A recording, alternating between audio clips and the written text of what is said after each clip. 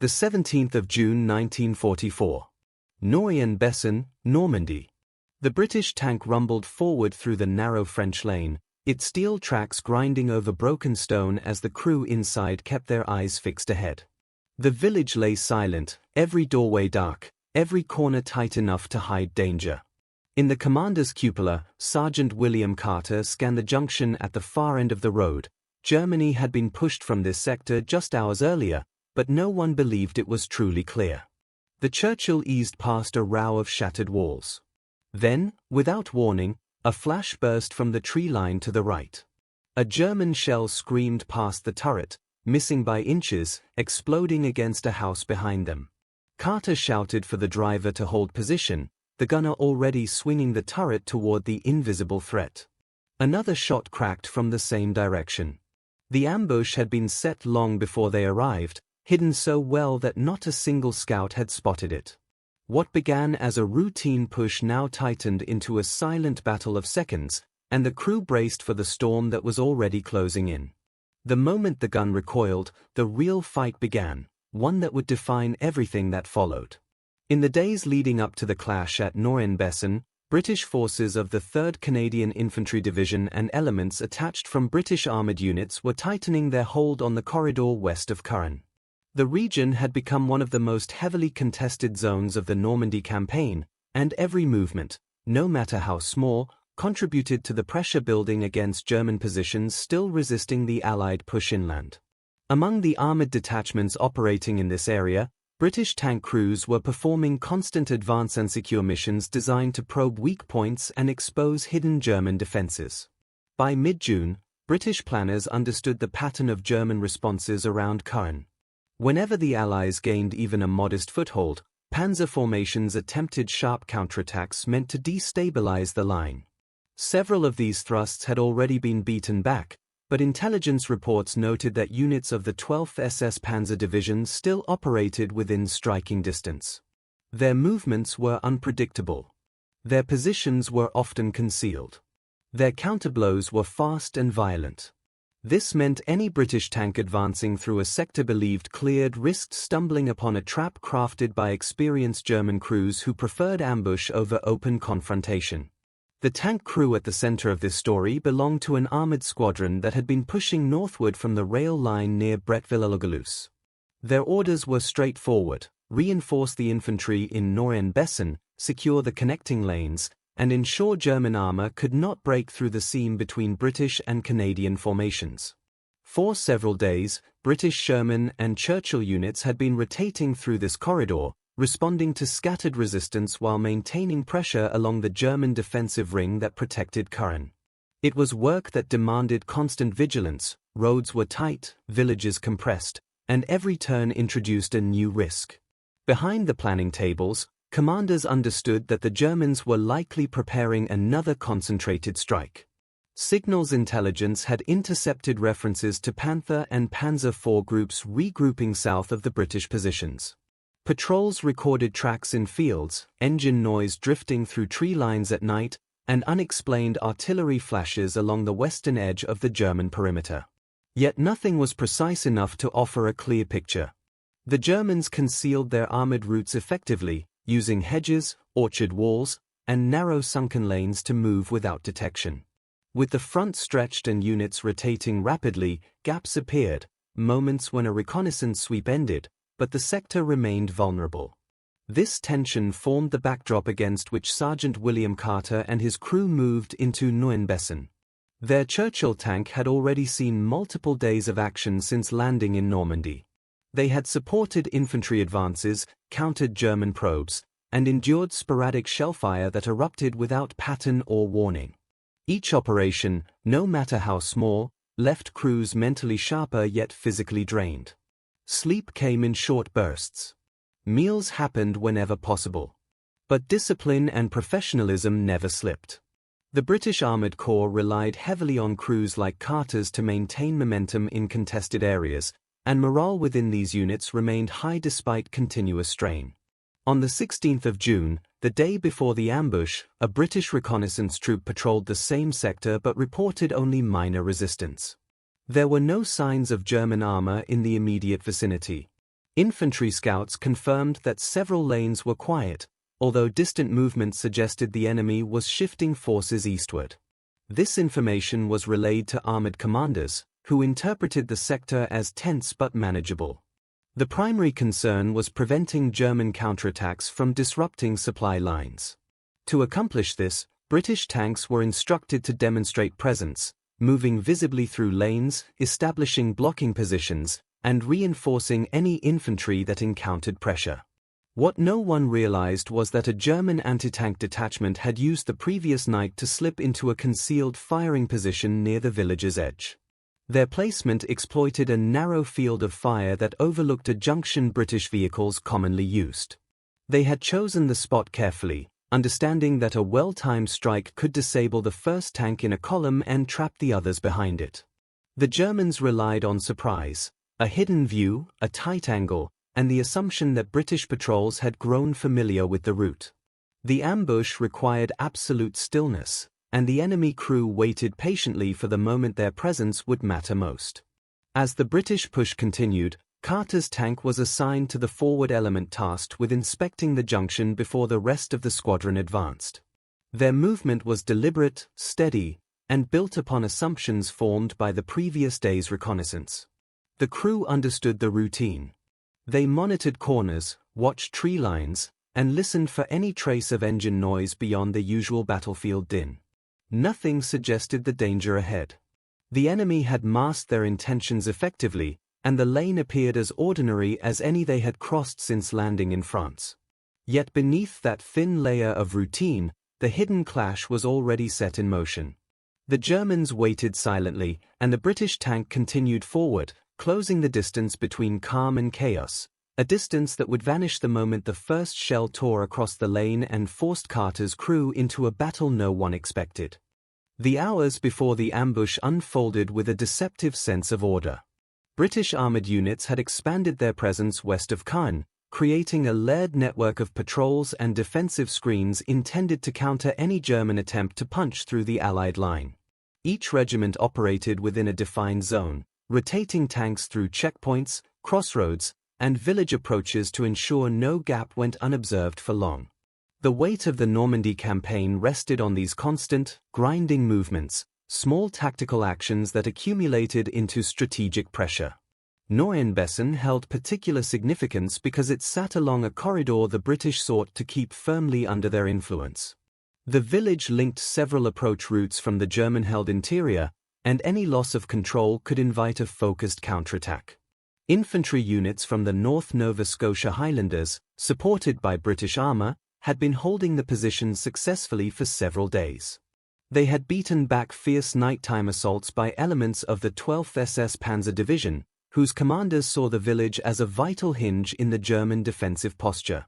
Despite these repeated attacks, the British and Canadian forces remained resilient, maintaining steady coordination across their sectors. The terrain around Neuenbessen shaped every movement. Hedgerows lined the fields, creating natural corridors that favored defenders. Narrow lanes forced tanks into single-file progression. Stone farmhouses and orchard walls offered concealment for infantry and anti-tank guns. British commanders understood that visibility was always limited and that a threat could emerge from any angle with little warning. This awareness informed their cautious advance patterns: move a tank, secure the junction, observe for movement, then proceed. Still, even the most experienced crews were vulnerable to a perfectly placed ambush hidden behind thick vegetation and irregular terrain. Carter's crew had been operating with the same procedures since landing in Normandy on D-Day plus several days. Their Churchill tank, built for heavy armor and methodical advances, was well suited for the close-quarter fighting that defined the region. Its slow speed mattered less among hedgerows, where quick maneuvers were limited by nature. What mattered was durability, the ability to absorb a hit long enough for the crew to return fire, shift position, or call for support. The Churchill's thick frontal armor and reliable suspension made it a steady presence in contested lanes, and British infantry valued its role as a moving shield when German pressure mounted. On the German side, preparations for the ambush were shaped by necessity.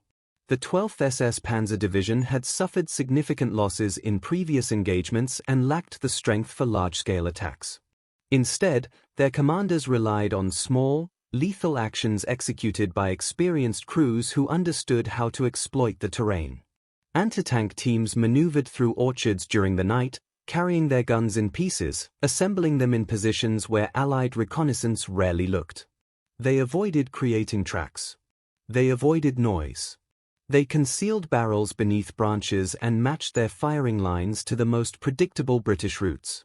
One such team positioned themselves along a tree line overlooking a narrow lane leading toward the village center. They had observed British tanks using it earlier in the week and expected more patrols to follow. Their plan was simple: disable the lead tank, then fire into the exposed sides of the column before the British could respond effectively. Without heavy armor of their own in the immediate vicinity, they relied on accuracy and timing. The role of the ambush was not to destroy an entire squadron but to disrupt momentum, force a retreat, and remind British units that control of Normandy remained contested. At dawn on the 17th of June, Carter's squadron prepared for another cycle of movement. Orders were brief: proceed through assigned lanes, reinforce infantry positions, and maintain contact with adjacent units. Reports from the previous night indicated sporadic gunfire but no significant armored presence. The absence of confirmed German tanks created a subtle sense of confidence, not complacency, but a recognition that the enemy seemed unable to mount a major counterstroke in this sector. Yet this assumption overlooked the possibility of small, concentrated threats hidden between reconnaissance intervals. As Carter's Churchill advanced, the crew worked through their standard drill. The commander scanned ahead, the gunner kept the turret steady, the loader prepared for immediate action, and the driver controlled the tank's slow, deliberate rhythm. They had passed through similar lanes before, each one carrying its own edge of uncertainty. This time felt no different.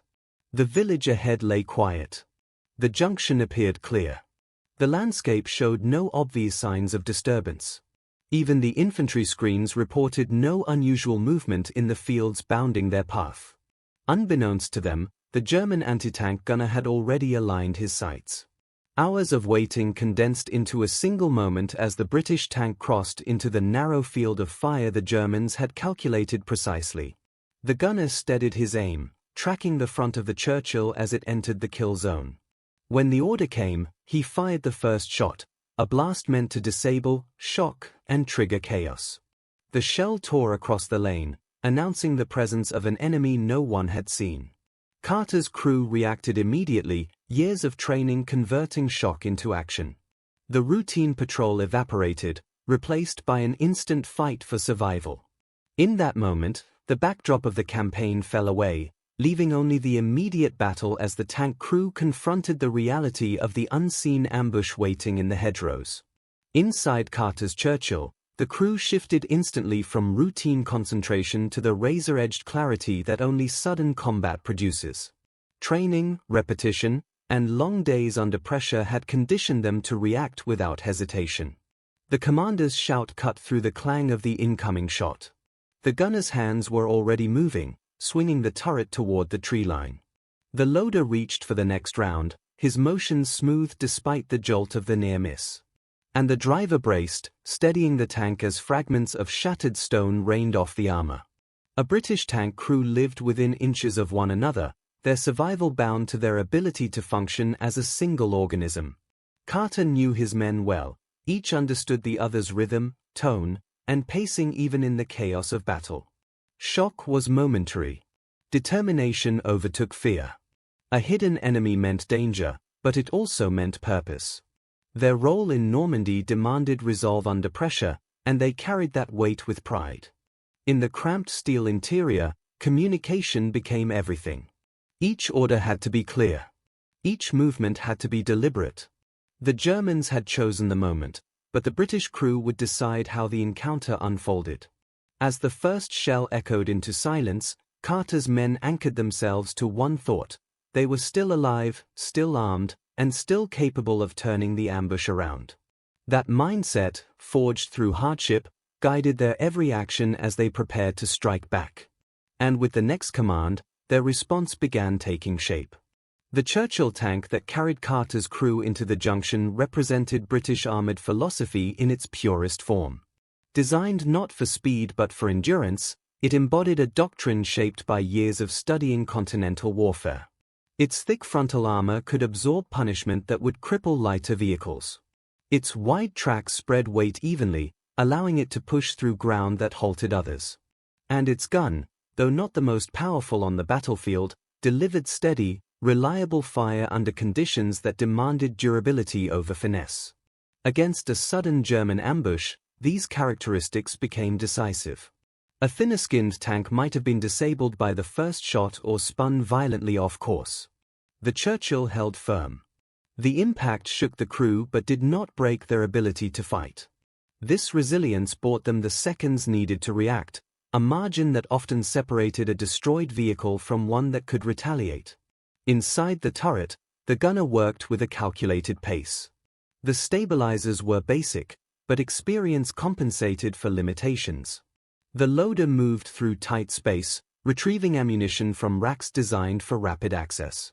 Every component of the machine demanded cooperation from the men inside, and every man understood how to coax performance from the steel around them. German anti-tank guns were deadly, but they were built on the principle of striking first and disabling instantly. When that goal failed, the balance shifted. The Churchill's armor allowed the crew to survive long enough to counterattack, and survival in those first seconds became the foundation of everything that followed. The tank did not guarantee victory, nothing in Normandy did, but it provided the platform for one. And now, with the ambush revealed, that platform became their strongest weapon. The German anti-tank team concealed in the tree line represented a tactical approach honed through years of fighting on multiple fronts. Their ambush was deliberate, patient, and precise. They understood British armor patterns, studied Allied movement, and chose firing positions that exploited narrow lanes where a tank had no space to maneuver freely. In their minds, the first shot should have crippled Carter's Churchill. When it failed, the urgency shifted instantly. The gunner recalibrated, reloading with the speed of someone who had practiced the sequence countless times. The crew knew they had only moments before the British tank returned fire. Their concealment remained their only advantage. If they were spotted, the Churchill's gun would sweep the hedgerow relentlessly. The German plan depended on destroying the lead tank before British armor could respond or reposition. A stalled vehicle would block the lane behind it, trapping others and isolating the infantry who depended on armored support. But the battlefield rarely honored expectations. The Churchill had endured. The British crew was reacting faster than anticipated. And the Germans, now exposed by the flash of their weapon, had lost the element of complete invisibility. Still, they were experienced soldiers, men who had survived engagements where milliseconds determined outcomes. They shifted their aim, prepared another round, and committed themselves to the encounter. The ambush had begun, and retreat was no longer an option. Their next shot might succeed where the first had failed. Yet as they prepared to fire again, the Churchill's turret had already begun turning toward them. The confrontation between hidden precision and armored resilience was now fully locked in motion. The moment the first German round sliced past the Churchill, the battle became a contest of tactical instincts. Carter understood that remaining still invited a second shot aimed with better precision. Yet movement had to be controlled. A sudden rush forward could expose the tank's weaker side armor, reversing blindly could block the lane and trap supporting units behind them. The Germans wanted exactly that: panic, confusion, and a hasty retreat that played into their narrow field of fire. Carter issued a crisp order: pivot the hull angled toward the threat while maintaining partial cover behind the stone wall ahead. This maneuver, simple on paper, required perfect synchronization. The driver adjusted the tracks with deliberate pressure, bringing the Churchill into a stance that maximized its thickest armor and created a sliver of safety. Meanwhile, the gunner maintained focus on the tree line, tracking movement with the calm precision expected of a veteran. The British approach relied on discipline under pressure. Rather than retreat or rush, Carter positioned his tank to force the Germans into a duel on British terms. The Churchill could survive more hits from the front than from the side, and this shift altered the geometry of the battlefield. If the Germans attempted a second strike, they would be firing at the strongest point of British armor. With the angle set and the turret nearing alignment, the balance of the ambush began to tilt. What had been a one-sided German advantage now transformed into a controlled British engagement, one where decisions made in seconds carried the weight of entire regiments depending on their success. And as the tank settled into its angle, the next layer of pressure tightened around the crew. Inside the Churchill, time seemed to compress. The sound of the first incoming shell still echoed in their ears, but the crew had already shifted into a state beyond fear, one defined by calculation, discipline, and instinct. Every man in the tank understood that their reactions in these seconds would determine whether they lived or died. But pressure inside a British tank did not produce hesitation. It produced clarity. The loader moved with mechanical precision, sweat gathering despite the cool steel environment. He reached for another round, knowing that the next seconds mattered more than any before. The gunner aligned his sights, shutting out the world beyond the periscope. His breathing slowed, his hands steady, trained to operate under conditions that would overwhelm most. The driver focused solely on positioning, feeling every vibration, every shift of weight, ready to adjust the tank's angle at Carter's command. For the commander, pressure manifested differently. Carter's responsibility was not only to survive but to fight effectively. He scanned the lane again, aware that more Germans could be hidden nearby. Ambushes were rarely solitary actions. The enemy might have an additional gun, infantry with Panzerfausts, or spotters guiding fire. The British tank crew had seconds to read a battlefield designed to mislead them. Yet Carter trusted his men. He trusted the Churchill. And he trusted the training that had carried them across countless drills and previous engagements. Pressure narrowed their focus, sharpening instincts rather than overwhelming them. In this crucible of sudden combat, the British crew forged their response, not as individuals but as a unified force. And with the target now sliding into the gunner's sightline, the outcome hinged on the next decisive moment. The instant the gunner settled the Churchill's aim on the tree line, the balance that defined the ambush shifted. The Germans had fired first. They had chosen the ground. They had relied on the element of surprise. But the moment their position was exposed, the engagement became a duel between a hidden gun and an armored giant capable of enduring a second strike long enough to fire back. It was in this fragile equilibrium that the outcome took shape. The Churchill's main gun thundered, flooding the lane with smoke and recoil. The round tore into the hedgerow where the German muzzle flash had revealed itself moments earlier. The British shot was not guesswork, it was the result of precise observation, rapid coordination, and the calm execution of practice drills. A second shot followed almost immediately, the loader working with relentless speed. Each blast shredded concealment and forced the German crew into chaos. The anti-tank team attempted to recover, scrambling to load their next round. But the British fire had broken their camouflage and disrupted their timing. The ambush, once tight and calculated, fractured under the pressure. The Churchill advanced slightly, keeping its frontal armor facing the threat while delivering controlled, punishing fire. Within moments, the German position collapsed. Their gun was disabled, the crew scattered or wounded, and the tree line that once hid their advantage now exposed them to British dominance. What began as a perfect German opportunity transformed into a rapid British counteraction, one defined not by luck, but by discipline and composure. And as the smoke settled, the battle surged toward its decisive turning point. The tree line was still trembling from the Churchill's second shot when Carter called for a controlled advance. Moving forward under fire was never simple, but staying still offered the Germans a chance to regroup or reveal a second weapon. Carter understood that momentum, applied at the right moment, could break an enemy ambush more decisively than armor alone. The driver nudged the tank ahead, the tracks crushing broken stone and shattered branches as the Churchill crept toward the source of the attack. The air inside the tank vibrated with the lingering shockwaves of their own gunfire. The loader reached for another round, his muscles locked into rhythm despite the confined space. The gunner kept his eyes fixed on the periscope, sweeping for any sign of movement. A German anti-tank team rarely operated in isolation. Somewhere beyond the ruined hedgerow, another barrel or infantry squad might be waiting. Carter leaned into the cupola, scanning the junction. Every second mattered. Every sound carried weight. From the tree line, a faint glint flashed, metal catching light. The gunner was already rotating the turret before Carter finished calling the direction.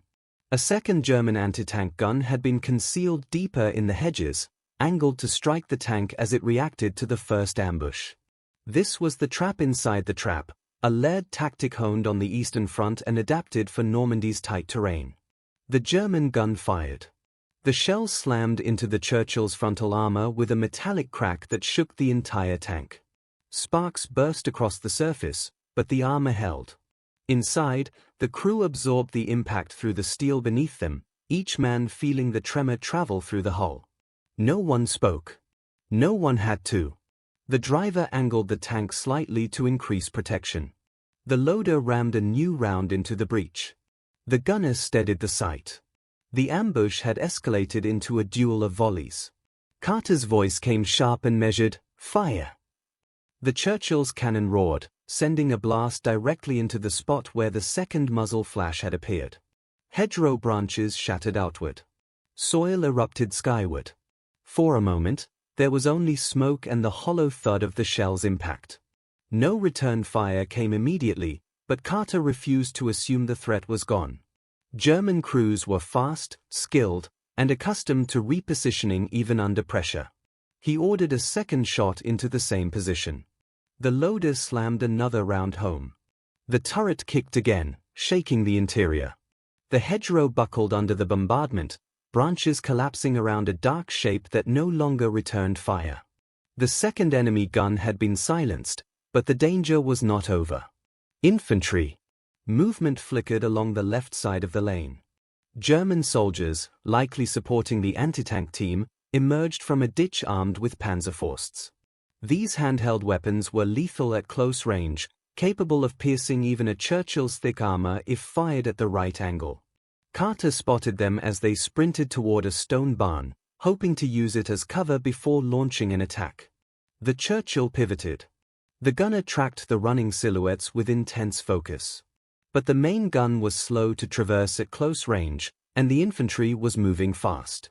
Carter gave a short, urgent command to the hull gunner. The machine gun opened up, stitching the lane with bursts of fire. The German soldiers scattered, diving behind walls and debris, but the gunner adjusted smoothly, cutting off their approach routes. Still, one man darted closer, Panzerfaust in hand. He reached the edge of a broken fence, preparing to fire. Before he could, the Churchill lurched forward and the driver swerved slightly, maintaining frontal armor while closing the distance. It was a dangerous maneuver. One misstep could expose their side, but the crew executed it with calm precision. The gunner fired a high-explosive round. The explosion consumed the fence and the soldier behind it, ending the immediate threat. Carter's crew breathed hard, but the battle continued to pull them forward. Their position had improved, yet they remained deep within a kill zone designed to destroy advancing armor. Carter scanned again. The smoke from both destroyed guns drifted into the lane, creating shifting pockets of visibility. The British tank held the advantage now, but only if they pushed it. They needed to force the remaining Germans to break contact or risk the arrival of additional Panzerfausts that could strike from closer angles. Advance. Slow, Carter ordered. The Churchill rolled forward, its engine growling. As they approached the shattered hedgerow, the true scope of the ambush revealed itself. Camouflaged netting draped over logs, ammunition crates half hidden under brush, firing slits carved with precision. This position had not been built in haste. It had been prepared methodically, meant to kill the first British tank to cross the junction. And yet, the Churchill still moved. As the tank pushed past the first gun pit, Carter's attention snapped to an open field beyond. Tracks fresh ones. Wide, heavy, German armor. The ambush had not been only an infantry trap. A supporting panzer element was nearby, possibly maneuvering toward the junction. The duel between hidden guns and a single British tank had reached its limit. What waited next was the confrontation that would define everything. The ambush was breaking apart, but the danger had not passed. Carter knew too well that German withdrawals often masked a second line of fire waiting deeper in the hedgerows. He ordered the infantry to halt and spread out along the ditch as the Churchill rolled forward at a walking pace, its engine grumbling low, its turret moving in slow, measured arcs across the fields. What had begun as a sudden burst of fire was now shifting into a layered fight where every hedge could hide a new threat. The Churchill's driver peered through his narrow slit vision, guiding the heavy tank along the churn track. Inside, the crew listened to the faint clatter of fleeing boots somewhere beyond the smoke. No one spoke. They had survived the first strike, but survival in Normandy never meant safety. Each hedgerow was a wall. Each wall was a blind turn. And somewhere ahead, a German commander was recalculating his trap. Carter raised his head slightly, scanning for the next threat. He noticed shifts in the distant tree line, not the wind, not movement of cattle, but quick jolts that betrayed men taking positions. He didn't wait. Turret right. High hedge line. Watch for armor. The gunner steadied the turret. The loader kept a round in hand. The tension inside the turret climbed as the Churchill crept closer, the long grass brushing against the hull. Then the sound came, a metallic grind, slow but unmistakable. Tracks, German tracks. Not in retreat, but in repositioning. Carter felt the same cold clarity he had felt in other battles. This wasn't the end of the ambush. This was the second attack wave moving to flank the lane before the British infantry reached the open field. The first silhouette emerged between the hedge gaps. A Panzer IV, marked with the black and white Balkenkreuz, turning its turret toward the road. Its gun barrel moved deliberately, as if confident that the British advance would walk straight into its waiting sights. Carter didn't give it the chance. Target front, Panzer. Fire! The Churchill's gun thundered, the tank recoiling slightly as a high-explosive shell slammed into the Panzer's frontal corner. The explosion tore through the engine deck, sending a plume of black smoke curling upward. The German tank jolted, its turret freezing mid-rotation. The British infantry cheered from the ditch, but Carter didn't celebrate. Where one German tank appeared, another often followed. The second one did. From the right flank, hidden deeper in the hedgerow shadows, another Panzer IV roared into view, its turret already half-turned. The German gunner reacted faster than expected, firing a shell that screamed past the Churchill and cracked against a stone wall behind the British infantry. Chips of stone rained down as men ducked low. Carter snapped back into command. Driver, pivot left. Gunner, adjust, enemy right. The Churchill swung, tracks grinding, turret rotating to match. The British infantry shifted alongside it, fanning through the ditch to prevent a breakthrough. The second Panzer fired again, this time hitting the Churchill squarely on the mantlet. The armor held, but the force of the impact shook the interior, rattling every bolt and joint. The loader clung to his seat as the echo rang through the steel shell around them. Penetration? Carter demanded. No, the gunner answered. We're good. Then give him a reply. The gunner steadied the sight, breath held, hands still. He placed the crosshair just below the German turret ring. The loader slammed a new round home, and the Churchill fired. The shell hit perfectly, striking the Panzer's side plate and punching through the armor in a shower of sparks. Flames shot from the tank's hatches as its crew bailed out, running into the fields before collapsing under British fire. The lane fell silent again, but a different kind of silence, the kind that follows the destruction of the enemy's main strength. Still, Carter knew this ambush had likely been supported by German infantry armed with Panzerfausts. The worst threats in the hedgerows were often the ones that did not roar like engines or clatter like tracks. He urged the crew forward, scanning every shadow. On both sides of the road, the British riflemen advanced slowly, clearing hedge lines with disciplined fire. Every few minutes, a German figure darted across an opening only to be cut down by precise bursts. The ambush was collapsing, but Carter wanted it finished. Then, from a narrow gap in the brush, 3 German soldiers rushed out, each carrying a Panzerfaust. They split immediately, one left, one right, one directly ahead, attempting to overwhelm the tank with multiple angles of attack. Carter saw the movement at the same moment the infantry shouted a warning. The Churchill became the center of a desperate clash. The soldier ahead lifted his Panzerfaust, aiming for the hull. Before he could fire, a burst from a British Bren gun tore through him, sending the warhead clattering harmlessly into the grass. The second German crouched low to Carter's left, trying to angle the shot under the turret. The Churchill's gun couldn't depress that far, but the commander didn't need it to. A British corporal sprinted from the ditch, tackling the attacker and pulling him down before the weapon discharged. The third German, however, was the real danger.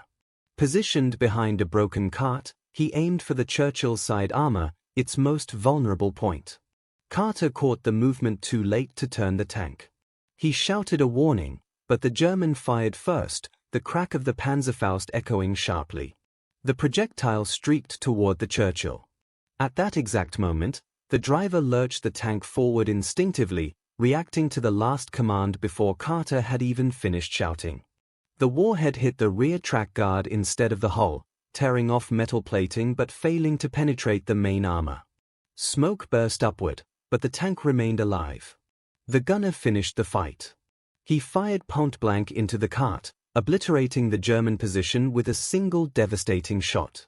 The battlefield exhaled. The hedgerow that had hidden a deadly ambush was now torn open, burning, and silent except for the settling crackle of flames. The German force that had attempted to halt the British advance had been crushed through coordination, armor discipline, and the unbroken resolve of a single Churchill crew leading the way.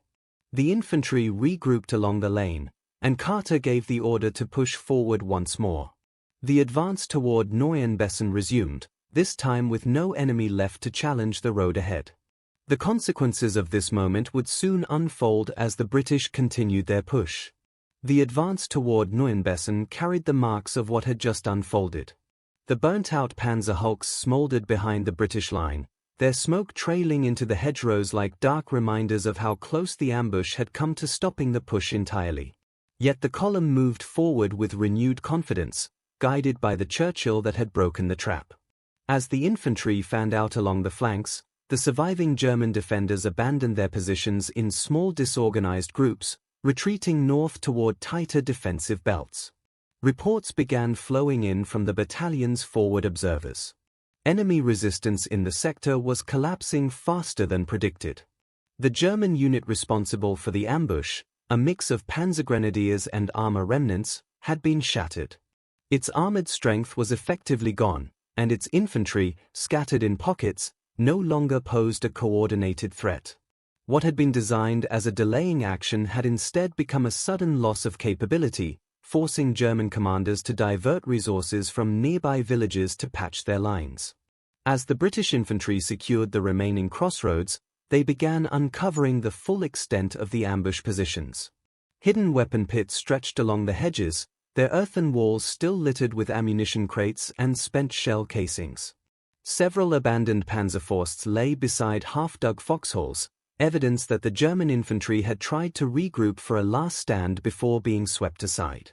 Medics moved carefully between the positions, marking areas where stretcher teams could safely extract wounded Germans who had survived the fighting. Carter's Churchill halted near a crossroads where the battalion commander had established a temporary forward post. The tank's armor bore deep scratches, scorch marks, and a torn rear plate from the Panzerfaust strike. Yet it still stood solidly, engine rumbling at idle. The crew climbed out one by one, their uniforms darkened from the heat inside the turret. They exchanged brief nods with the infantry around them, silent acknowledgments of the shared effort that had brought them through a fight designed to destroy them. Intelligence officers arrived soon after, piecing together the remnants of German documents found on fallen soldiers.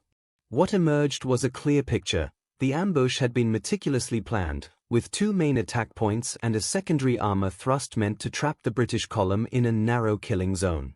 The presence of 2 Panzer IVs confirmed that the Germans intended not merely to delay but to break the advance entirely, likely hoping to isolate the lead British companies before reinforcements arrived. But the plan had failed.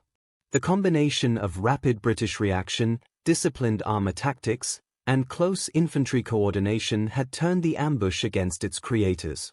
By destroying the German armor and pushing through the killing zone, the British had secured the lane needed to support the broader operation moving toward the coastal strongpoints beyond Noyen-Bessin. Field reports recorded the casualty numbers. The British losses were present but notably lower than expected for such close-range fighting. A handful of wounded lay in makeshift aid posts where medics worked steadily, their injuries mostly caused by shrapnel or small arms fire. No Churchill crewman had been killed or incapacitated, a rare outcome in a battle fought at such dangerous distances within enclosed terrain. Enemy losses, however, told a different story. Both Panzer IVs had been knocked out beyond repair. The Pak-40 that opened the engagement had been destroyed completely, and most of the crew had been killed or captured.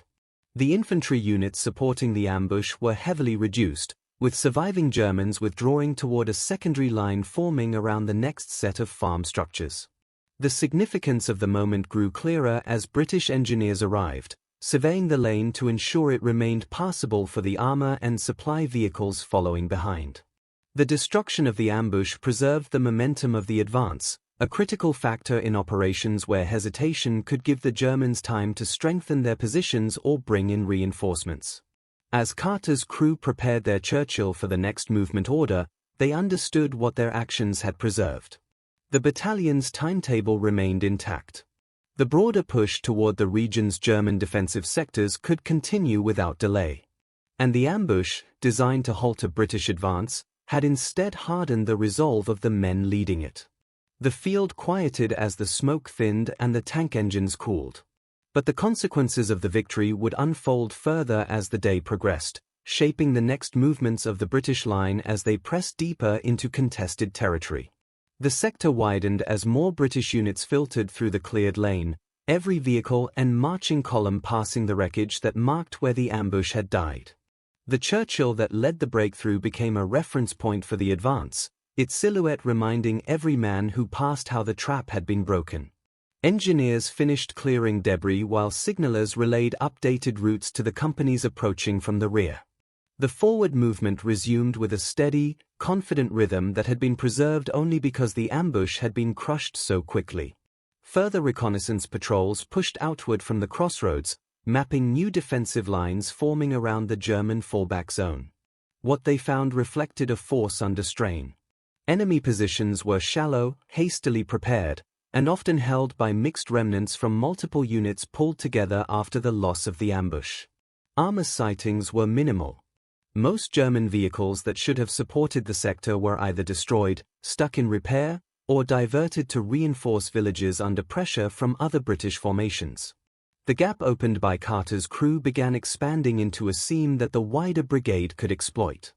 In battalion headquarters, officers reviewed aerial images alongside field reports from the Churchill's fight. The conclusion was decisive. The German hold on this part of the hedgerow belt had weakened enough for the next stage of the advance to begin earlier than scheduled. Timetables shifted. Orders were rewritten.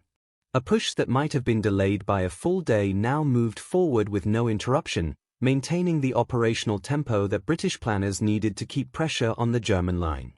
Along the cleared road, infantrymen passed the remains of the two Panzer IVs. The first lay angled into the hedgerow where Carter's shell had hit it, its turret frozen in a half-turn that suggested its gunner had never completed his aim. The second tank sat deeper in the field, its side plate blown open, flames long extinguished but the armor still blackened from the heat. These wrecks became markers for battlefield reports, photographed and logged by intelligence teams who needed to understand how the engagement had unfolded. Each detail helped refine the tactics for moving through hedgerow terrain, where visibility was limited and battle ranges were often dangerously short. Medical teams continued collecting wounded Germans from scattered positions. Many had hidden themselves in folds of ground or behind thick hedges, hoping to avoid the intense fire that swept the lane during the fight. British medics treated them with the same process they used for their own wounded: stabilize, tag, evacuate, before sending them rearward to prisoner collection points. Among them were soldiers who had carried Panzerfausts into the fight, including one who admitted the ambush had been planned to cut the British column in half before the Panzers moved in from both sides. The loss of both tanks had broken the intended sequence, throwing the entire plan into confusion. As Carter's crew assisted with rearming the Churchill, the battalion commander visited the position. His brief words carried the weight of operational reality rather than ceremony. The crew's actions had preserved the advance, secured the lane, and prevented the withdrawal from turning into a broader German counterattack. Such acknowledgements were uncommon in the field, but the scale of the ambush and its collapse warranted it. The crew returned to their tank without comment, understanding that their next task would arrive as soon as the column moved again. The surrounding companies continued establishing new firing lines, preparing for the next step of the operation. Mortar teams positioned themselves behind low rises to support an upcoming push through the next string of farms. Machine gun sections placed overlapping arcs across likely enemy withdrawal routes. The battalion's consolidation unfolded with practiced precision, built on experience gained in similar battles throughout Normandy. By early afternoon, the air carried fewer traces of the morning's violence. The smoke from the destroyed armor had thinned, drifting in slow strands toward the distant tree line. The fields, torn by explosions and tracked vehicles, lay quiet except for the occasional crack of rifle fire as patrols dealt with isolated pockets of Germans still attempting to slip away. Yet the effects of the crushed ambush extended beyond the immediate battlefield. Higher command, informed of the outcome, adjusted the wider timetable for the brigade's movement. What was meant to be a cautious approach through tightening resistance had instead opened into an opportunity to press deeper before German reserves consolidated. The initiative stayed in British hands, and the momentum gained from the lane's breakthrough contributed to broader progress across the sector. As the Churchill settled back into position at the head of the lead company, its engine rumbled steadily, ready for the next signal forward. The crew climbed back inside, checking ammunition racks, radio clarity, and the small fixtures that kept their machine operational through repeated close-range engagements. The lane that had become a kill zone only hours before was now fully under British control, its dangers removed, its purpose restored. The battalion's next objective lay ahead, and the road toward it remained open because one tank crew had held their ground where the ambush had been meant to break them. The quiet that settled over the hedgerow belt in the hours after the fighting carried a different weight from the silence that came before it. What had begun as an attempt to halt the British advance ended with a lane cleared, enemy armor destroyed, and a battalion still moving with purpose toward its objectives. For Carter's crew, the significance of their actions did not lie in the wrecks left behind or in the praise given at the crossroads. It lay in the simple truth that a single decision made under pressure could shape the course of an entire day's operations. The British experience in Normandy was built on moments like this, small, concentrated clashes fought in enclosed, unpredictable terrain. The hedgerows offered no grand vistas or sweeping maneuvers. They offered narrow spaces where skill and nerve decided survival. A tank could be struck from 10 meters. An ambush could appear from behind what looked like a wall of leaves. Yet British crews continued pressing forward, adapting, responding, and learning through each engagement. Carter's Churchill embodied that reality. Its armor bore scars not as symbols of danger avoided, but as signs of decisions made quickly, accurately, and without hesitation.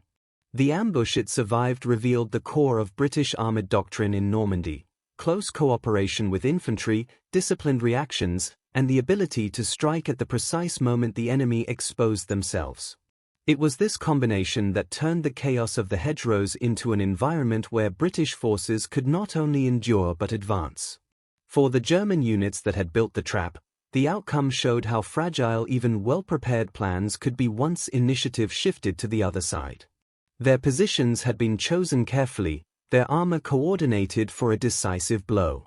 Yet a single misjudgment, allowing a Churchill to survive the first strike, unraveled the entire structure. In war, especially in terrain as restrictive as Normandy, control was rarely absolute.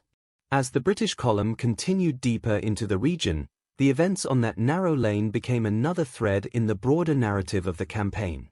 Not a grand battle, not a sweeping offensive, but a moment where a small group of men, inside a single tank, shaped the direction of a day's fighting through resolve and precision. And in the measured advance that followed, the quiet strength of that achievement endured.